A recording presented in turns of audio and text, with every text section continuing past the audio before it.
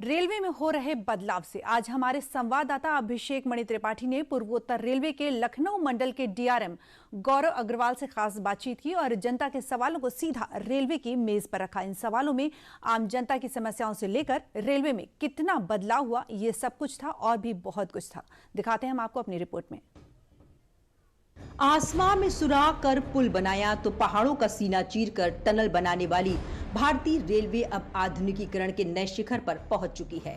भारतीय रेलवे ने आर्किटेक्ट का एक ऐसा अद्भुत मिसाल पेश किया जो देश के हर कोने को रेलवे नेटवर्क से जोड़ने के करीब पहुंच रही है। लेकिन भारतीय रेलवे के कुछ ऐसे हिस्से भी हैं जो कभी पिछड़े में गिने जाते थे। अब ये कितने बदले, इसकी पड़ताल डीडी यूपी ने की। डीडी यूपी की टीम शुक्रवार को इसे जानने के लिए पूर्वोत्तर रेलवे के लखनऊ मंडल के डीआरएम गौरव अग्रवाल के पास पहुंची।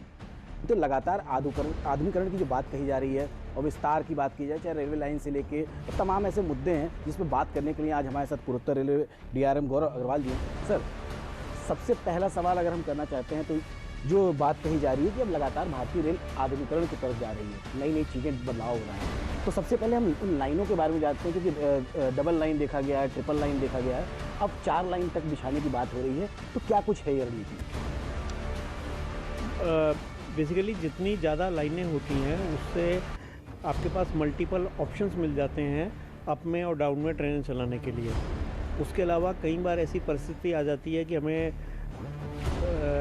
किसी वजह से हमें मेंटेनेंस का ब्लॉक देना होता है, हमें बहुत तरह के अपग्रेडेशन के काम करने होते हैं। तो जितनी ज़्यादा ट्रिपल लाइन, 4th लाइन होती है, गुड्स ट्रेन भी साथ में चलानी होती है, तो ऑप्शंस मिलते हैं, वो स्पीड में कन्वर्ट होता है और स्पीड के साथ में मोर नंबर ऑफ़ ट्रेन्स में कन्वर्ट होता है। तो जहाँ तक हम अपने मंडल की बात करें, ये मंडल थोड़ा सा 20-30 साल पहले बहुत पिछड़ा माना जाता था कि ये मेनली छोटी लाइन के नाम से जाना जाता था। आज की तारीख में वो पिक्चर पूरी तरह बदल चुकी है। मीटर गेज पूरी तरह से यहाँ से हट चुका है। तो अब ब्रॉड गेज में होने के साथ में अभी भी कुछ सेक्शन तो डबल लाइन हो चुके हैं, कुछ सेक्शन जो थोड़े से लेस इम्पॉर्टेंट हैं, दिल्ली मुंबई से उतने कनेक्टेड नहीं है, वहाँ आज भी सिंगल लाइन है। लेकिन एक तरफ हम वहाँ पे दोहरीकरण कर रहे हैं, उससे अप की ट्रेन और डाउन की ट्रेन अलग अलग इंडिपेंडेंटली चल पाएगी। भारतीय रेलवे दोहरीकरण के बाद तिहरीकरण और चौहरीकरण पर भी काम कर रहा है, जिसका मुख्य उद्देश्य रेल यातायात की बढ़ती मांग को पूरा करना और रेलवे नेटवर्क की क्षमता को बढ़ाना है। अब पूर्वोत्तर रेलवे का लखनऊ मंडल इस पर कैसे काम कर रहा है, ये भी आप सुनिए। कुछ सेक्शन जो हमारा कर्नलगंज से लेके घाघरा घाट का है, उसका ट्रिपल लाइन अभी पिछले महीने ही स्वीकृत हुआ है। हमें उम्मीद है वो स्पीड में भी कन्वर्ट होगा और मोर नंबर ऑफ़ ट्रेन्स में भी कन्वर्ट होगा और ये बाराबंकी तक एक्सटेंड होते होते इसी साल में कंप्लीट हो जाएगा। पीछे में गोरखपुर से लेके गोंडा भी यही काम चल रहा है। हमें उम्मीद है कि 2026 में वो भी ट्रिपल लाइन में काफ़ी हद तक शक्ल में आ जाएगा और गोरखपुर से लेके बाराबंकी पूरा अगर ये हो जाता है तो जो नॉर्थ ईस्ट फ्रंटियर गुवाहाटी से आने वाली या सोनपुर समस्तीपुर से आने वाली ट्रेनों को दिल्ली से कनेक्टिंग के लिए फास्टर ऑप्शंस मिलेंगे।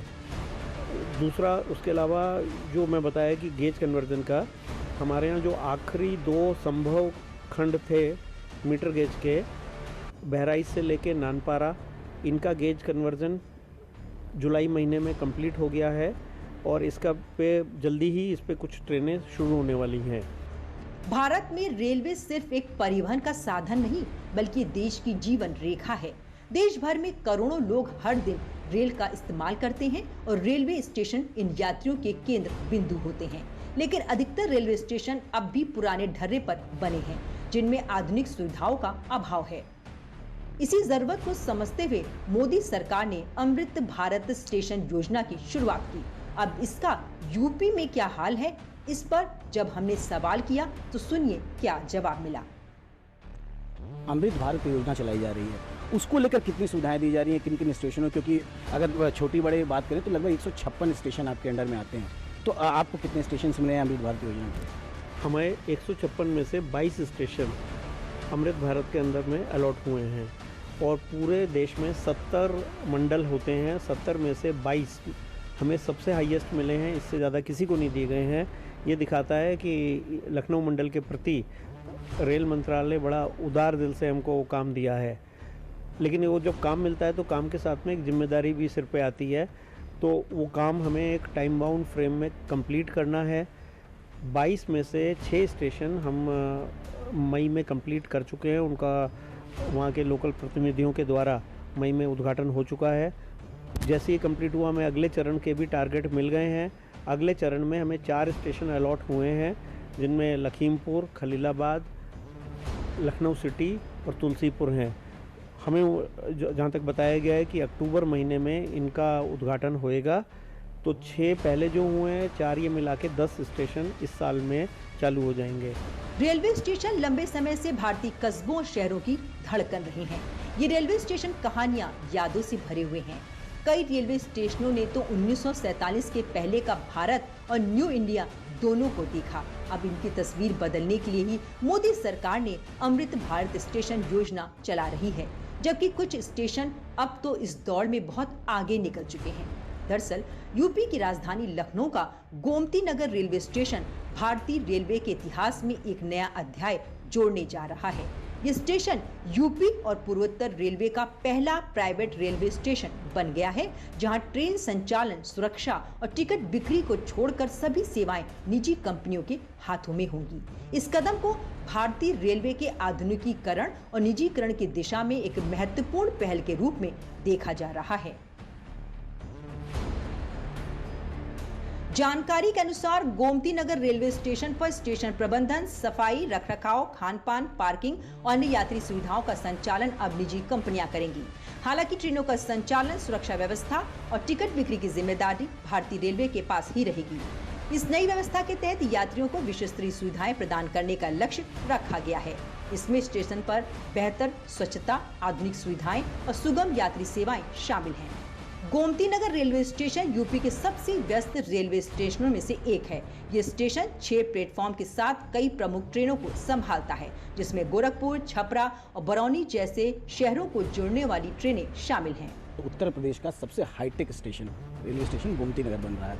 वहाँ पे क्या डेवलपमेंट चल रहा है, क्या कुछ लग रहा है आगे ट्रेन में क्या बढ़ोतरी होगी और अभी की क्या कंडीशन है? आपने बिल्कुल सही कहा, गोमती नगर उत्तर प्रदेश का सबसे हाईटेक स्टेशन है। नॉर्थ ईस्ट रेलवे का अकेला हाईटेक स्टेशन ही बना है। अगर मैं लोगों से कहूँगा कि एक बार जा कर के देखें, ये कहीं से भी पुराना ट्रेडिशनल रेलवे स्टेशन लगता ही नहीं है। ये एकदम एयरपोर्ट के ढर्रे पे बनाया गया स्टेशन है। ये इसके पीछे सोच वही है कि जो भी सुविधाएं एक हवाई जहाज़ में चलने वाले यात्री को मिल सकती है, क्यों ना वो ट्रेन में चलने वाले यात्री को सुविधाएं दी जाए। तो इसमें काम पूरा का पूरा सिविल और इलेक्ट्रिकल साइड से कंप्लीट हो चुका है। अब इसमें क्योंकि इतना बड़ा स्टेशन बना है और जैसे कि आप एयरपोर्ट पे देखते हैं कि पार्किंग अलग होती है, उसमें कई तरह के फूड प्लाज़ा भी होते हैं, रेस्ट रूम्स भी होते हैं। उसके मेंटेनेंस के लिए RLDA जिसने कि ये स्टेशन बनाया है, वो इसका एक फैसिलिटी मैनेजमेंट सिस्टम, बेसिकली जो उसका मेंटेनेंस करेगा, उसका हाउसकीपिंग, रख रखाव, सफाई करेगा, उसका कॉन्ट्रैक्ट कर रहा है। तो मुझे उम्मीद है कि अगले 2-2.5 महीने में कॉन्ट्रैक्ट फाइनल हो जाएगा। तो स्टेशन अभी कुछ ट्रेनें तो चला रहा है, लेकिन अपने फुल फॉर्म में नवंबर के आसपास चालू हो जाएगा। भारतीय रेलवे जितना आधुनिक हो रहा है, उतनी ही जिम्मेदारी भी इसकी बढ़ रही है। इसलिए रेलवे ने अपने हेल्पलाइन नंबर 139 को भी अपग्रेड कर दिया है। ट्रेनों का संचालन बढ़ेगा तो तमाम क्वेरीज भी आती हैं। 139 काम करता है रेलवे के लिए, लेकिन अब उसमें सुनते हैं काफ़ी कुछ बदलाव हुआ है, क्योंकि पहले के समय में सिर्फ ट्रेन के आने जाने का समय मिल पाता था, तो उसको यात्रियों को देखते हुए क्या कुछ बदला गया उसमें? बेसिकली ये ध्यान में रखते हुए कि हमारे बहुत सारे लोग, देशवासी ऐसे होते हैं जो इंटरनेट को उतना इस्तेमाल नहीं कर पाते हैं, ट्विटर पे अपनी कंप्लेंट नहीं लिख पाते हैं या फेसबुक वगैरह पे अपनी बात नहीं बोल पाते हैं। उसको ध्यान में रखते हुए ये जो पुराना रेलवे का 139 नंबर था, इसी पे इस सुविधा को एक्सटेंड किया गया है। यही नहीं, हमने वंदे भारत ट्रेनों को लेकर भी जब सवाल पूछा तो सुनिए DRM गौरव अग्रवाल ने क्या जवाब दिया। कितनी वंदे भारत चल रही हैं ट्रेनें और अभी कितने प्रस्तावित हैं? वंदे भारत के अलावा भी कौन कौन सी हाईटेक ट्रेनें चलाए जाने की प्रस्ताव हैं? वंदे भारत जो हमारी पुरानी 3 पेयर चल रही हैं, एक देहरादून जाती है, एक इलाहाबाद जाती है और एक ये गोरखपुर से अभी वो गोरखपुर से अभी स्टार्ट हुई है, ये पटना जाती है, पिछले महीने स्टार्ट हुई है। वंदे भारत तो एक तरह की ट्रेन है, उसके अलावा सेम फीचर के साथ में ये अमृत भारत चल रही हैं।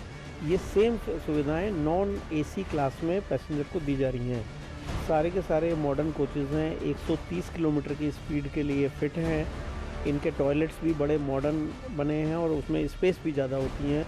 यूपी में भारतीय रेलवे ने आधुनिकीकरण की ऐसी मिसाल पेश की है जो नजीर बन चुका है और इसको समय के साथ और बेहतर ही किया जा रहा है।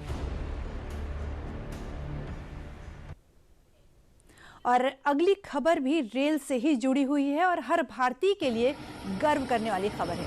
भारतीय रेलवे ने 4.5 किलोमीटर लंबी मालगाड़ी बनाई है और आपको जानकर हैरानी होगी कि इस ट्रेन में 1, 2 नहीं बल्कि 7 इंजन हैं, जबकि इसमें 10 या 20 या 50 नहीं बल्कि 354 डिब्बे हैं। मतलब रेल की लाइनों पर ये पूरा का पूरा एक छोटा मोटा चलता फिरता शहर है। रेल मंत्री अश्विनी वैष्णव ने ये वीडियो साझा किया है।